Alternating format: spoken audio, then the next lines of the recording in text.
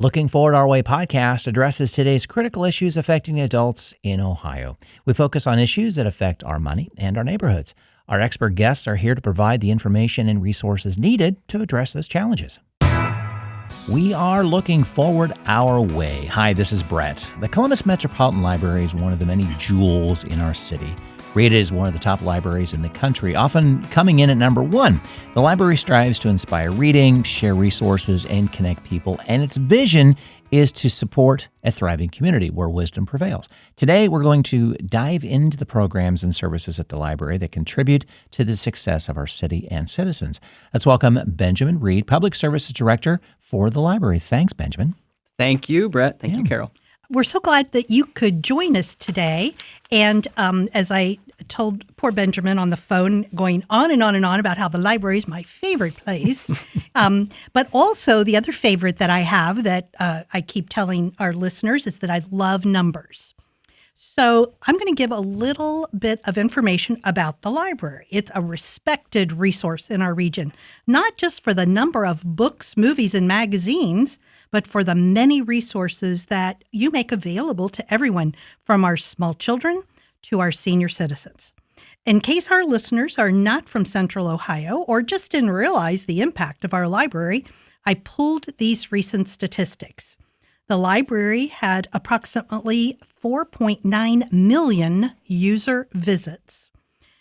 13.1 million items were circulated, 9.3 million website visits, 3.8 million e-content uses, and 2.5 million computer and wireless sessions.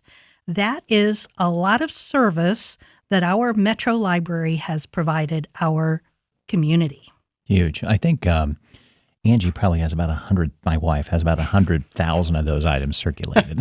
Maybe. I think she'll appreciate she'll that, poke me in the Angie. eye for that one, but she would say, yeah, probably. Yes.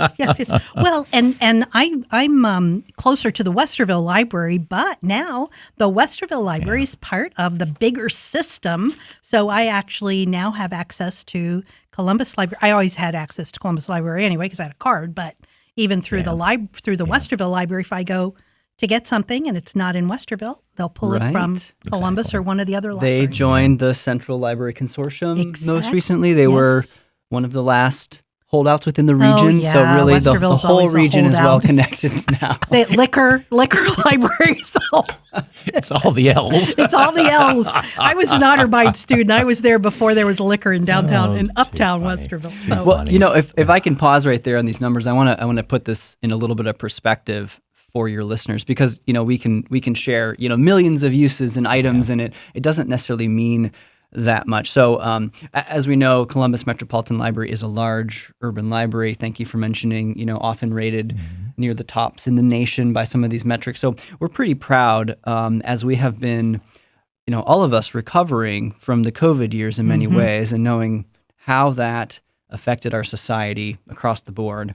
In 2020, we had libraries closed for a time, for a number of weeks. We had very limited services. So we had a long period of rebounding back to what we would consider, pre-pandemic numbers. And so this user visit number of that 4.9 million represents us reaching that 2019 metric of pre-pandemic. And from our count, we're members of the Urban Library Council, so a national organization of large urban public libraries.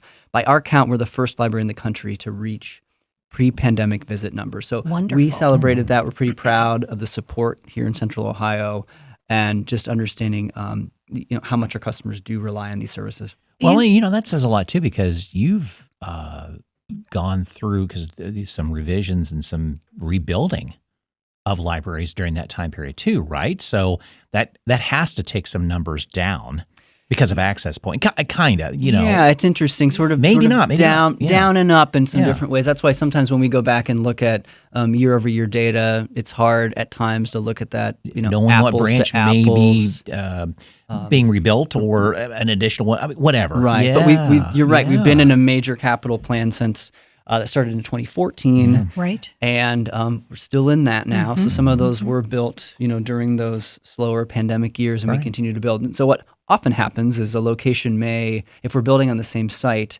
location may move and go into a temporary location. Okay. Or what we call a swing space, which is usually smaller, reduced services. We usually lose some services and customer visits at that point. And then when we open a new location, that may those uses may spike again. So you see some downward trends, but also some increases upon when the opening's happening. So, but as Brett said, even a huger coup that you were able to get to that pre-pandemic numbers, even with all of the building.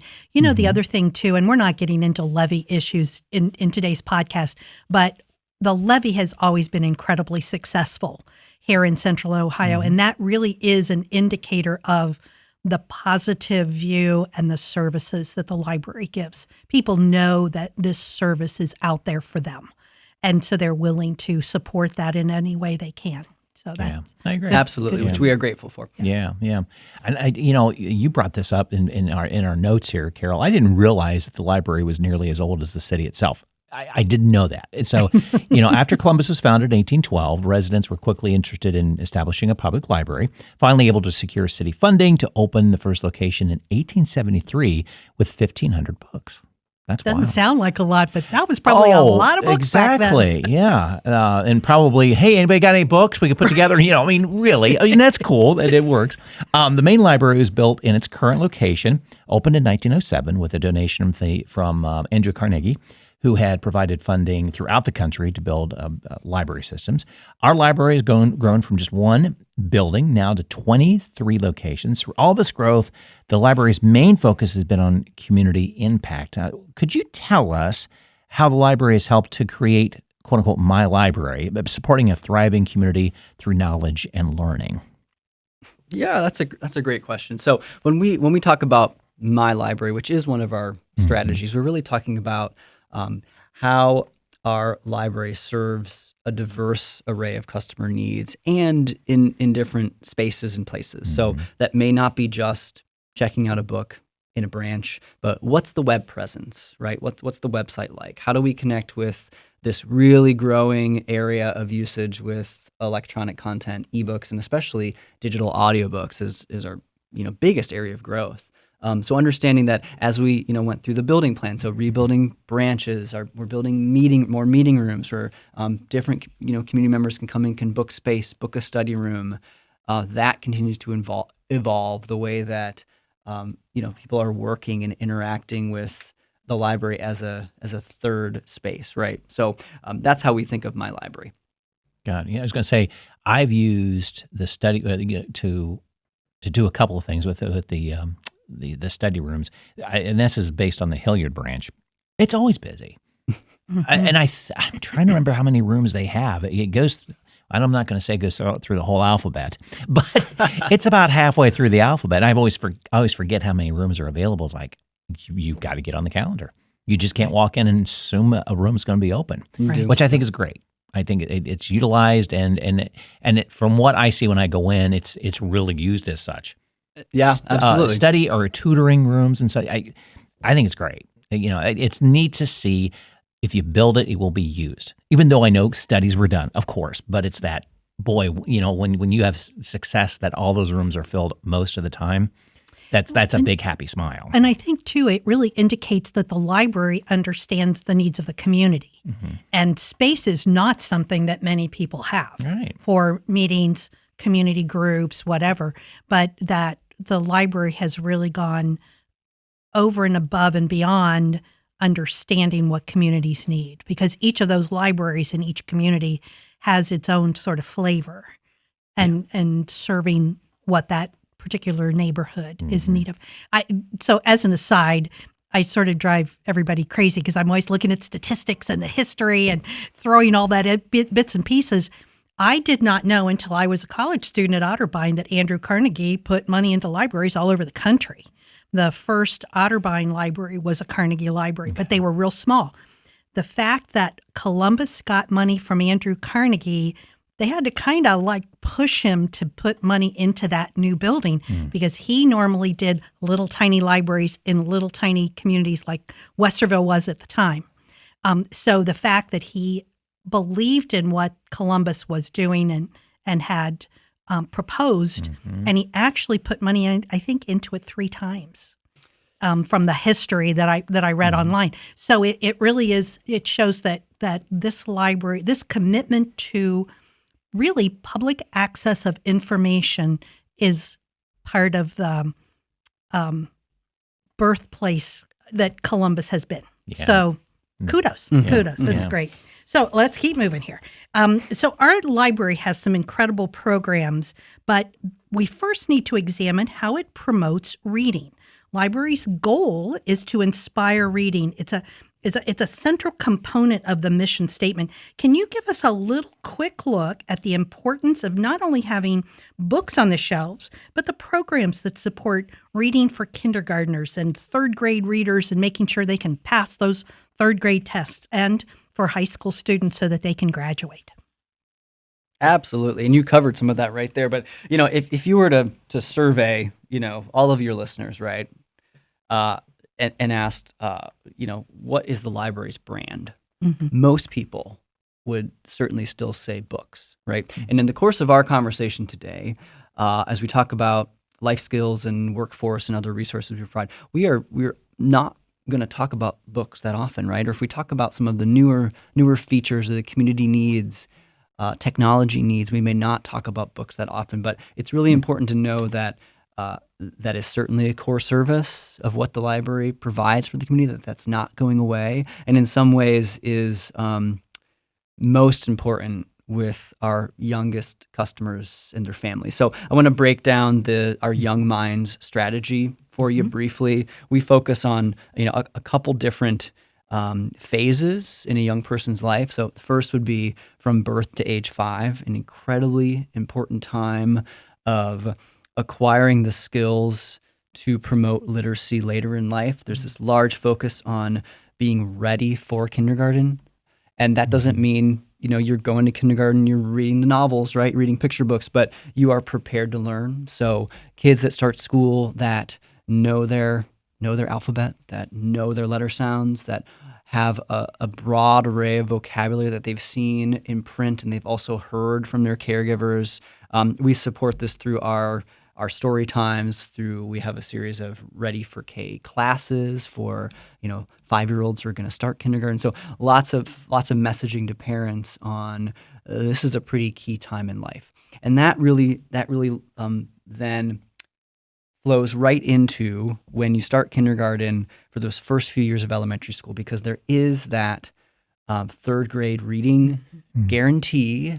The series of tests in Ohio where you're starting to really understand that a student has moved on to the comprehension stage, that they are proficient readers. So the studies show about that point, about 3rd grade is when they need to have those skills, a strong foundation, those skills really, really firmly established so that they can continue to learn at the proper rate going forward. So. And there have been a lot of studies just out recently about the number of hours that kids are online and how they're now saying they shouldn't be online at all. It sounds like, a kindergartner may be online an hour a day. That doesn't sound like a lot, but how much more valuable if they were learning to read, comprehend, analyze what they're reading, understand what they're reading, read back to their family or siblings, as opposed to looking at a game. Right. Yeah, I'm not the expert on those studies or the implications necessarily. I do have my son is in elementary school, so see some of this and know that technology is a big part of this generation and how they're going to learn. So there are, I'd say, hybrid ways that they're using printed books and text along with using computers, certainly. So back to one point here, just thinking about that 3rd grade, we often think of this idea that up to 3rd grade or about that age, that students are learning to read, right? And at that point, when they're supposed to be proficient, they need to be reading to learn.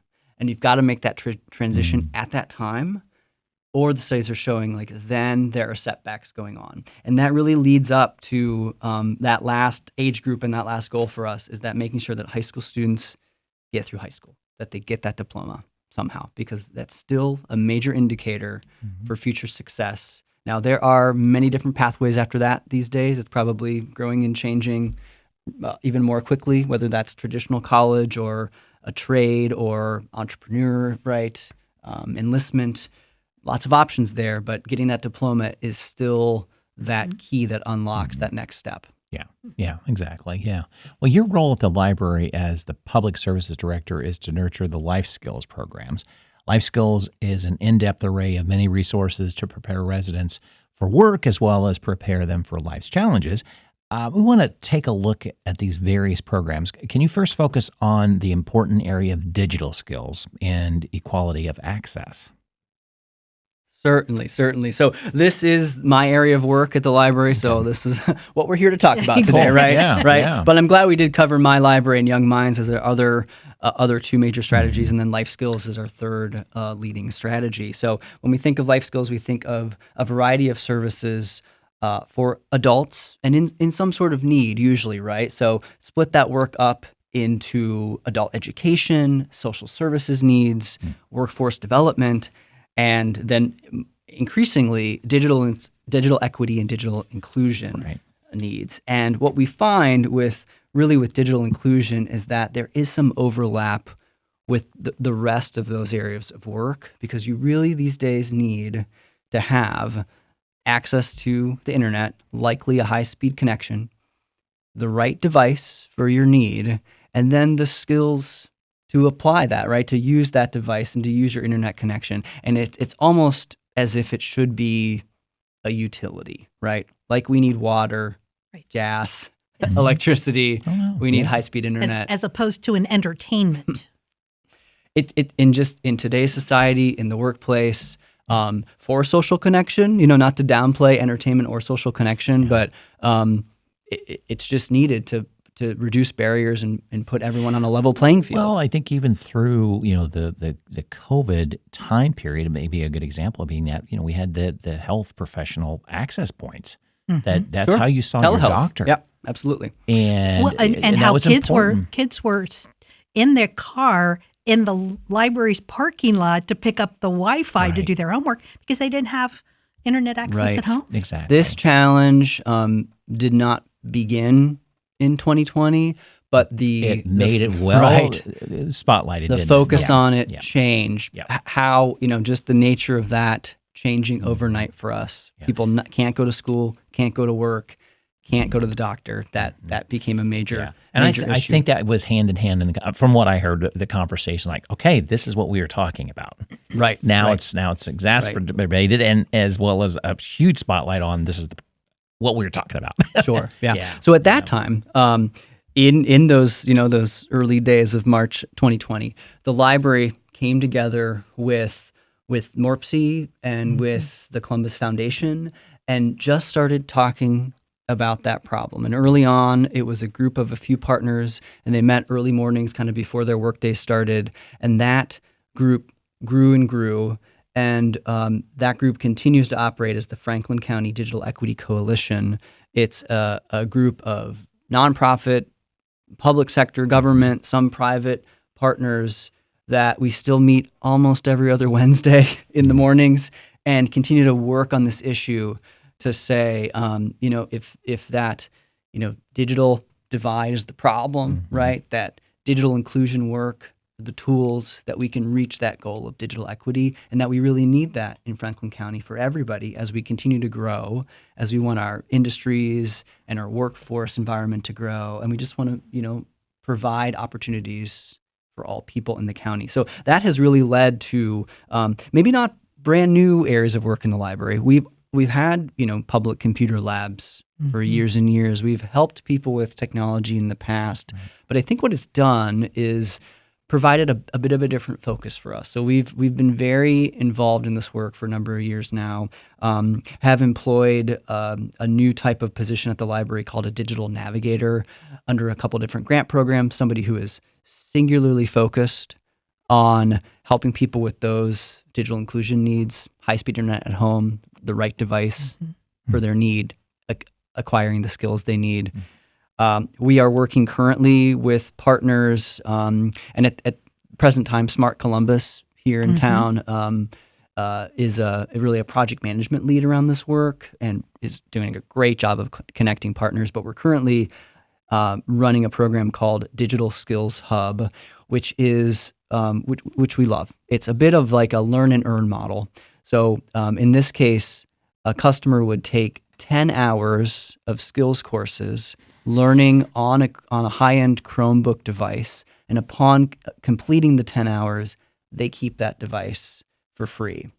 This work, again, is managed by Smart Columbus, is funded by the City of Columbus and Franklin County, and there are currently 18 nonprofit partners working on this program, and we continue to build. We've got big goals with this. What are the kinds of things they're learning in that 10-hour span?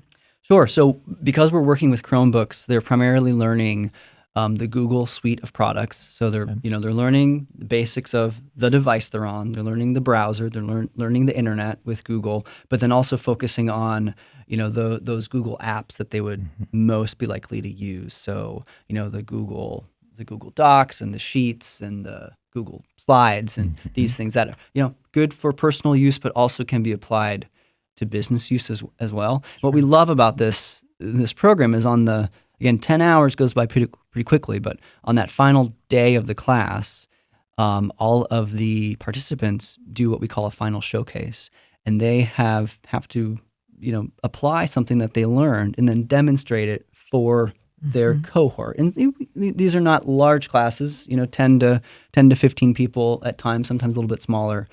But we've had people come up and create a spreadsheet about, they're moving and they need to buy items for their new apartment and they need to get a checklist, and they've created that, or create a presentation they might use for work, or even draft a simple, schedule for their family. And, seemingly simple tasks if you're familiar with technology, but really meaningful to see people have the device, have the knowledge, and unlock that even within just 10 hours of course time. Yeah, moves it beyond the toy, that it's a tool. Absolutely. Yeah. So that really builds right back into my next question then, is that, the library has been known for its work to support and help job seekers for years. I remember this going back to when I was in high school. Let's talk a little bit about what you are doing to help prepare the workforce for tomorrow's jobs. Yes, great question. So, a number of things I think we can talk about here as well. One thing we mentioned was sort of the tail end of students under that Young Minds strategy and how they're nearing completing high school and thinking about what might be the next step. That is an area of real focus more recently, because again, we're thinking, the earlier we can help work on that preparation for career next step, the better. So one thing I want to mention is this is in partnership with that team on the youth services side, but we have run a large scale internship fair at Main Library. In fact, we just had that towards the end of February at the Main Library location with, I think we had around 60 different employers that have internships, apprenticeships, summer jobs. So point being, like, this is not just a traditional job fair, but focused on skill development in young people. And what I love about this event is that we work with schools around the region and we pay to bus in the students. So we brought in over 1,000 high school students on that one day, and it's opened up also to Columbus State students are great to attend that as well, and many other students showed up on their own. To meet with these different employers to look at, what's an internship I might get, or what's a summer job that may help me understand, what could be the next step in that career path. So as we think about kind of building that base, I love that. I love that example. Now for adults, you're right. This is, again, not new for libraries to help people with some of these questions. But I think we're continuing to think about new ways to improve that service and how we iterate. And so we certainly have people at the library, right? Our librarians and our information professionals that are here to help. And one of the programs that we've built is called Community Support Center. And the idea behind Community Support Center is that we can set aside our staff to have dedicated time to answer an array of questions that our customers bring in. So we might think of traditionally the library has that reference desk and people come in and they have that really in-depth question that we're going to sit there and answer. But in reality these days, that's, we may have more technology-related questions and more social services questions in many locations, and it's not the same everywhere. But that notion that we are going to, maybe open up a reference book and look through that deeply to find one answer is not necessarily the relationship that we always have. It's often more about helping people learn how to seek out their own information, to evaluate sources, to learn, how to search, right?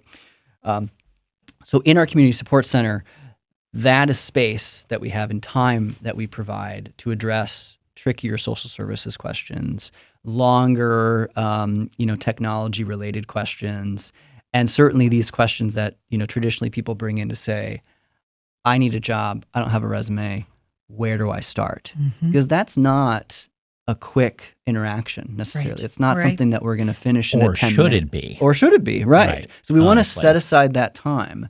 And by promoting the program this way, we're trying not to define for others what that program is, right? We want our customers to know, you bring us your questions, your challenges. We're here to help.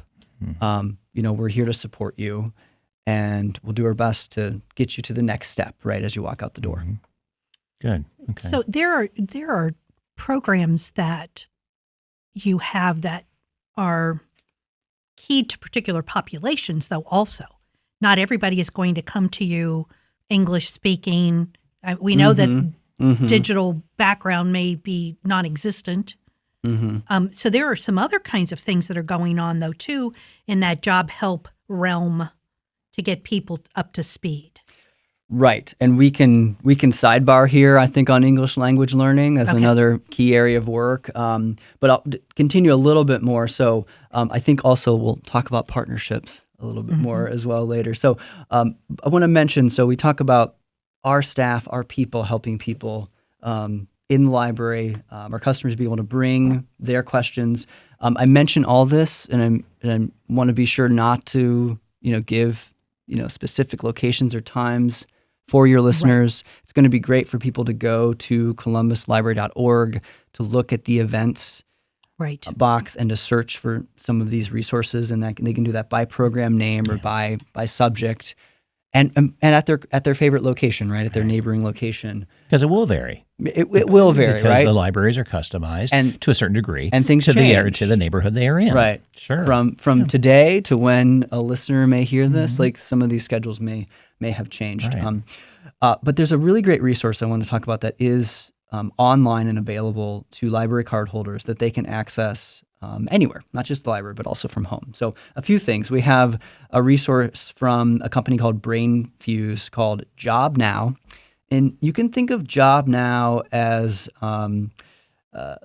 like your virtual job help support center, a real database of resources for job seekers. So you can find resume help. You can read about improving your soft skills or working on your interview techniques. But what we really like about this service is that there are live job coaches available through this web service from 2 to 11 p.m. every day. So which means you can talk to somebody live about your resume. You could do a mock interview. You can think about, how does my cover letter support my background? So, our expert staff can help with that, but also this resource Job Now is available anywhere and at later times. And it's excellent. I've used it to try in the past, and you can submit a resume and somebody will look at that and they'll send you a markup and they'll send you ideas back to you. And then you can make those changes, take it or leave it, think about what you're applying for. So it's a really great service. One other I want to be sure to mention is another service that you can use with your library card online, and it's called LinkedIn Learning. And some listeners may remember a service called lynda.com. This is the same. Was it also Coursera? Was that the same? That may be a different service, but it may be similar. Yeah. I know this one as lynda.com being acquired by LinkedIn to become LinkedIn Learning. This is such a great resource for self-paced discovery on a number of different topics. So not just maybe tech skills. How do I do this in Word, right? But also, what does this industry do? What do I do in this job? How do I become a graphic designer? Here's a whole course plan on learning how to learn what your next steps may be. Now, that doesn't mean that you won't need some official credentialing, right, at some point, or certifications, but this is helping people learn at their own pace and really opening up a world of discovery. Yeah. Too, I'm just going to put an aside on that. One of the things that our listeners hear from me all the time is that we put together a resources list of information about each podcast and include that in our show notes. We often include the library and LinkedIn Learning Oh, wonderful. to Yeah. those Okay, resource good. sheets. And I think what's important for people to realize is, if I understand correctly, LinkedIn Learning, if you do it through LinkedIn, there's maybe a cost. But because you do it through your Columbus Library card, there is no cost because the library has the subscription. Correct. Right. Okay. So there are like tens of thousands of opportunities to learn. And this goes with a point that I didn't make in the notes that I sent to Benjamin before we started the podcast. I'm a firm believer in lifelong learning. So although we've concentrated on young people today, folks, job seekers of any age are going to learn something through the library, particularly these kinds of resources. And when someone says to you, well, you need to update your skills, to be a great job seeker, it can be done. Don't think you cannot do it. There are a lot of resources out there, and the library is huge in resources for you in your job search adventure. Yeah. Absolutely. Thank you for sharing that on your other podcast Yes, as well. yeah. Right. Let's continue a little bit more with some of those resources that you have for not only just job seekers, but for those who may be looking to create their own business as an entrepreneur, maybe an employer who's looking to make some changes within their business. There are a lot of resources that the library has to help in the workplace, and partnerships that you've created to also help job seekers and workplace. So Yes. Okay. Big question. So we'll go on that one here. So yeah, I do want to talk about a specialized and unique feature at our main library is our Business and Nonprofit Resource Center. We have long offered services with the business librarian out of main library, but not until recently, just about 2 years now, that we redesigned and built a space dedicated for the service and increased the expertise of our staff dedicating to the service. So I'll scope that out for our listeners here. On the third floor at main library, on the third floor at main library within our adult services department, there is space with some really interesting furniture features. We're thinking this as flexible and hybrid workspace. This might become your new favorite co-working space. This could be a space that you bring your small company for a retreat. We have access to technology, including Mac computers for adults, and also have loaded in the Adobe Creative Suite, which we didn't have that available for adults at any other location at Columbus Metropolitan Library. So it's a place for, more access to technology for maybe creatives or people working in different fields. And certainly our librarians, our business librarian and our nonprofit support librarian. So helping people understand how they might get started on their journey. It could be through employment as an entrepreneur, also, starting a small business with a few employees, and we're heavily reliant on partners in this work. And in fact, there's probably so much to talk about on this that you might have a future podcast on this where we we're invite having you back. Yeah, and I will invite my team to come talk about that because they have the details. But just important to know that we've created this space. We have technology. We work with many different partners who come in as, reserve and expert to help people with different questions, and have found, especially on the nonprofit side, that often so much is out there on, maybe grant writing, fundraising for nonprofits, but less so on just the administrative functions of running a nonprofit. So we've got some support to add programming in that space, and so we've just been very excited to grow this program. We also have again, through our electronic resources, through our research databases that you can access with your library card, a number of resources that I think are beneficial to both employers and employees, right? And some of this, again, is a more traditional look at electronic resources and databases, but still there's lots of information out there. Let's remind our listeners, lots of information out there that exist on databases behind paywalls that is not just a Google search. Right. Right? Yeah. So some of those resources, we have Business Source Premier that pulls together industry profiles, looks at data and trends, market share with different industries, company profiles, so understanding, again, the data around, the work that different companies do. Some of this is, really great research for somebody who might be looking to get into a new field or applying for a job in a new field. There are many different data-based and analytical sites. There's one called Simply Analytics where you can create a variety of interactive maps and charts, and some of this has this great, kind of visualizations that go with that, to study demographics and populations, which is really interesting. A classic, the Occupational Outlook Handbook. Absolutely. Right? Yes. Still exists, Yes. still has information that's useful.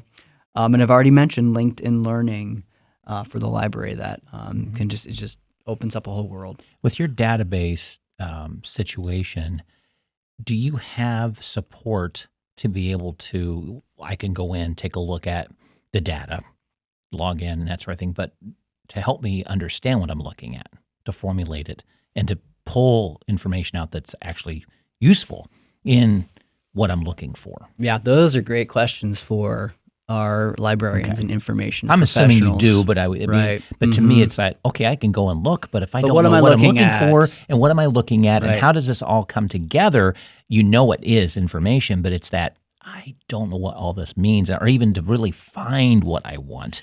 Well, because it's a database. It's just stuff. Yeah. And even before that, the step before that is, and I used to tell my students this when I was at the university, clients at Employment for Seniors, a job seeker doesn't know what they don't know. Right. And so a huge part of preparing yourself to be the absolute best candidate you can be in your job search is to get all of the information that you can.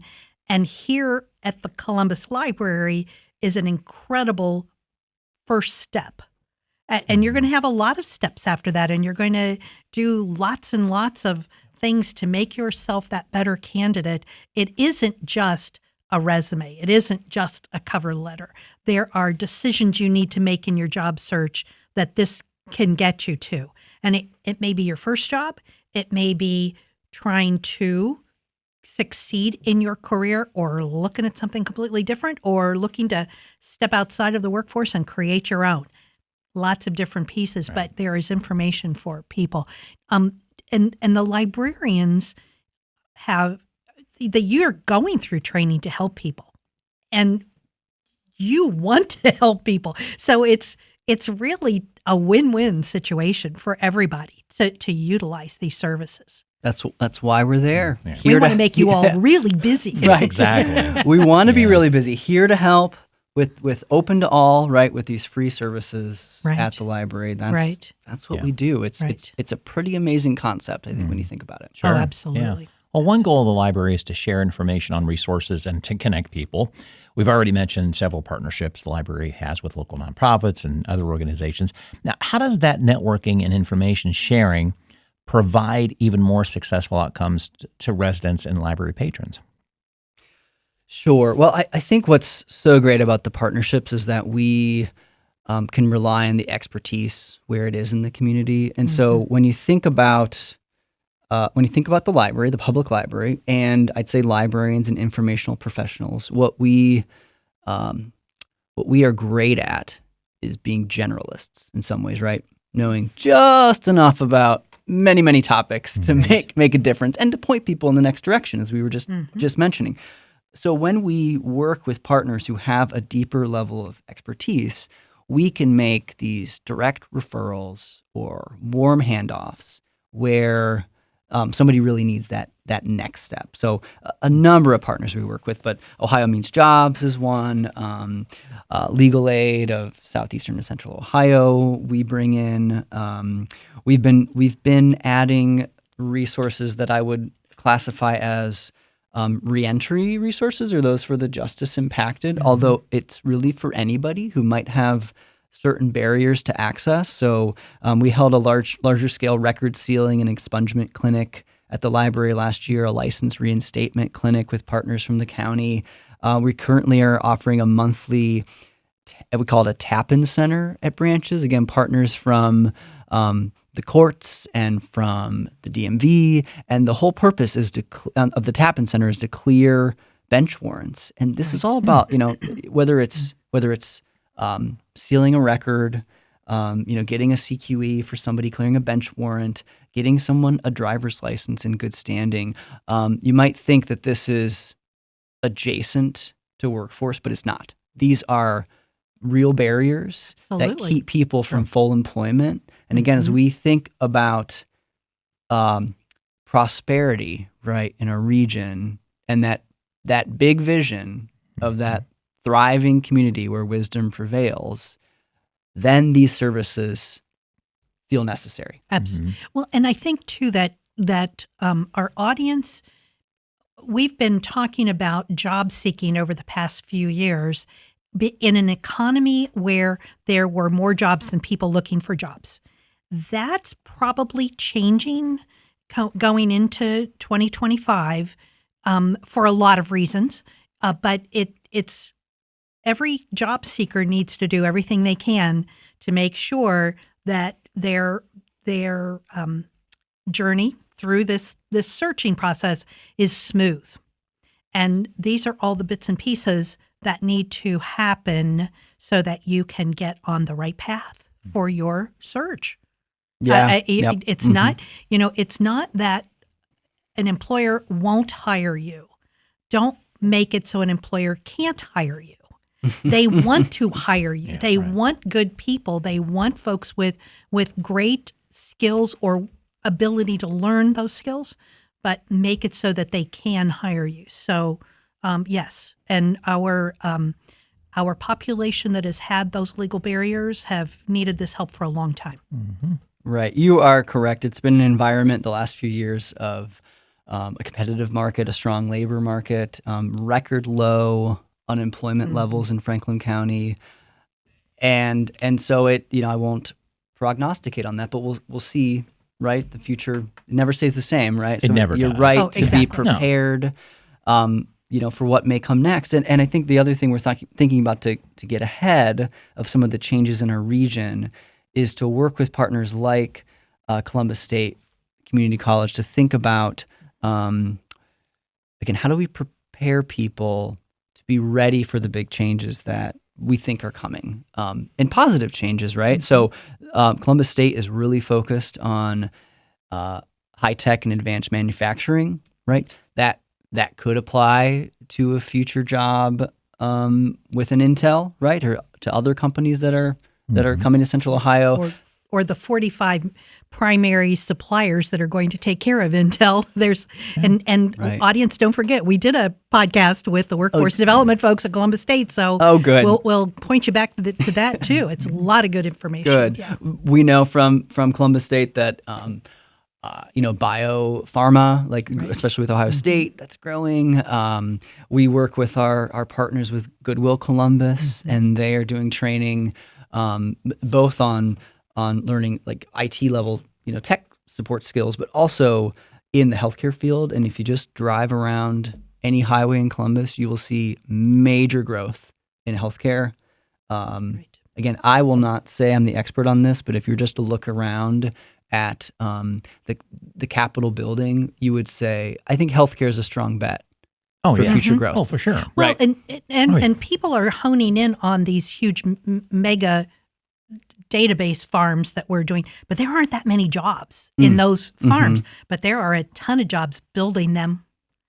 And that's where those technical programs that Columbus State has that not only will help you in those kinds of fields today, but then help you move into something even better for tomorrow. So, yeah, kudos to those folks. So those connections have been a focus of our larger scale job fair. So I mentioned we run an internship fair every year, but we also every year in September run a large job fair that our team at the library organizes. The past few years we've had upwards of 75 employers at Main Library, many different customers coming in. I love that day because, again, it's been this strong labor market, and we've had situations where people were hired on the spot for jobs there, that we had companies who were so ready to fill that we saw people get jobs in front of us. And one story I love was a gentleman who is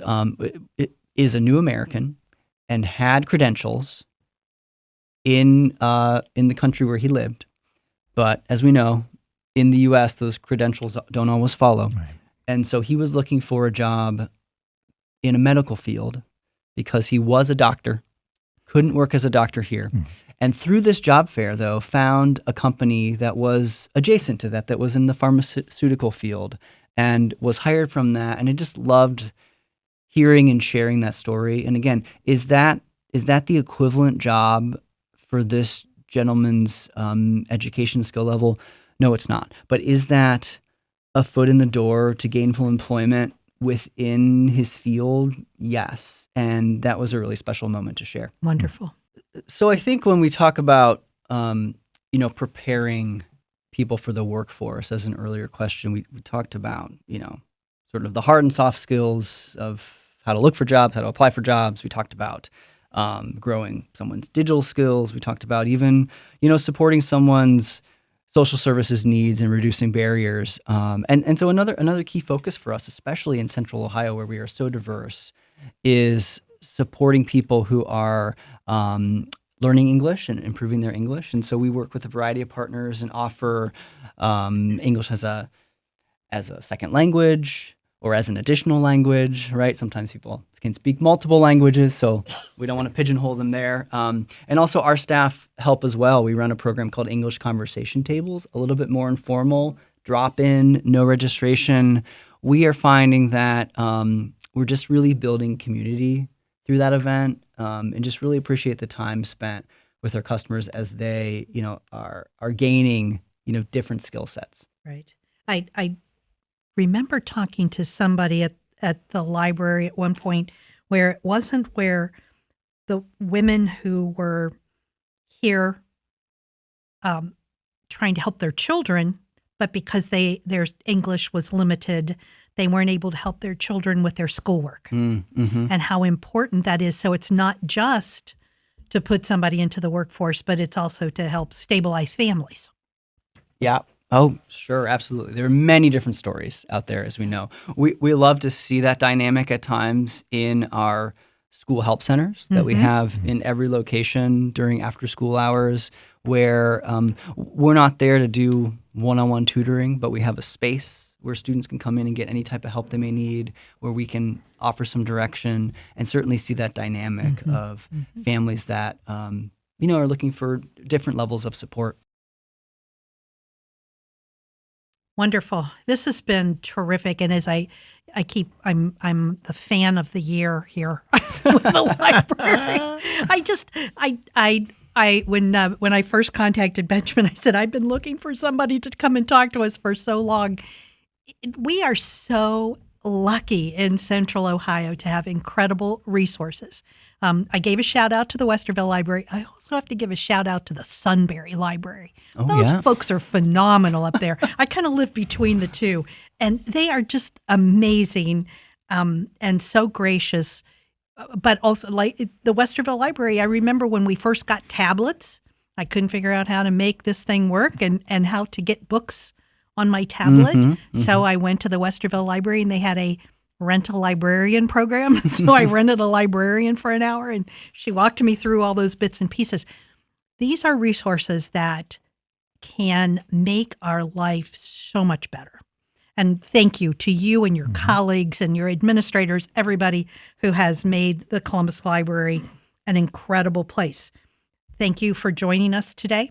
And we always ask our guests if they have any last words of wisdom or maybe something that's going on in the library that we didn't get a chance to talk about. It's all yours. Sure. Well, we mentioned before that if the well-known brand of libraries is books, right? We've covered many other topics of what libraries are doing these days, and sometimes things are just really fun, and we create these moments of discovery. So, depending on when your listeners may hear this podcast, from today in early March through the end of May 22nd, I think, in 2025, we have a pretty great partnership at our main library with the Rock and Roll Hall of Fame out of Cleveland. Some artifacts to see. Something they loan are playable pinball machines with classic rock icons and soundtracks, and it's a real connect. Some of them are the ones from the 70s, and then there's some remastered ones. I can maybe do those. Oh, they're so much fun. I'm going to challenge Brett. Oh, there you go. Good. Yeah. Yeah, but that connection to music and creativity and youth culture. We also have a photography show from one of the Rolling Stone magazine's first feature photographers. His name is Baron Wolman. And our interesting fact that we have uncovered and added value to is that Baron Wolman is a Columbus native from Bexley, went to Bexley High School. Really? Oh was traveling in Germany in the early 60s and was taking photographs sort of as a hobby, and sent his photographs back to Columbus and sold them to the Columbus Dispatch, at which point he said, I think I can make a career out of this. Fast forward a bit to the late 60s, hooked up with Jan Wenner and the team at the Rolling Stones and became that photographer of these iconic images that you would recognize of rock stars from the era. So we've got prints of some of his photographs from the 60s and 70s up in the library, a local history exhibit on the history of music in Central Ohio, so we connect that back to Columbus also. So it's a really great exhibit, and it just represents this added layer of, I think, interest and discovery that you can find when you visit Columbus Metropolitan Library or your local library as well. Well, now, where is that house? Where at the main, of course, but where at the main? It's at the main library on the first floor in our large open atrium, and with the sounds of the pinball flippers and the dings and the bells, you won't miss it these days. I was just going to say, there's probably either rock music coming out or the pinball machines. Right. There you go. The great thing about our libraries today is that we are generally a space of community activity, of sometimes conversation, right? Of community gathering. That means that it's not always going to be pin drop quiet, but we create these spaces that you can seek out that quiet if you need to. We talked about the study rooms. We have quiet study areas in many of our branches. So there's a place to get that focus and studying done. But much more of our space is dedicated to this community center idea, this community resource. And so to really leave the listeners with something here, I just want to stress that we're here to serve the community. I love that we have over the doors at Main Library carved in, open to all, really speaks to how we think about our work with the public, and that we are here to help. And we talked about earlier, here to help for free, right? So please take advantage. Come visit your local library. We want to see you in the space. Fabulous. Thank you. This is great. Yeah. Well, many thanks to our expert guest, Benjamin Reid, Public Services Director at the Columbus Metropolitan Library, for joining us today. Listener, thank you for joining us. You're going to find the contact information and resources we discussed in the podcast in the show notes and on our website at lookingforwardourway.com. And we're looking forward to hearing your feedback on this or any of our other podcast episodes. The views and opinions expressed by the experts interviewed on this podcast are their own and don't necessarily reflect the views of the podcast hosts or any affiliated organizations. The information provided in these interviews is for general informational purposes only and should not be considered as professional advice. Listeners are encouraged to consult with qualified professionals for specific advice or information related to their individual circumstances. The podcast host and producers don't endorse or guarantee the accuracy, completeness, or reliability of any information provided by the experts interviewed. Listener discretion is advised.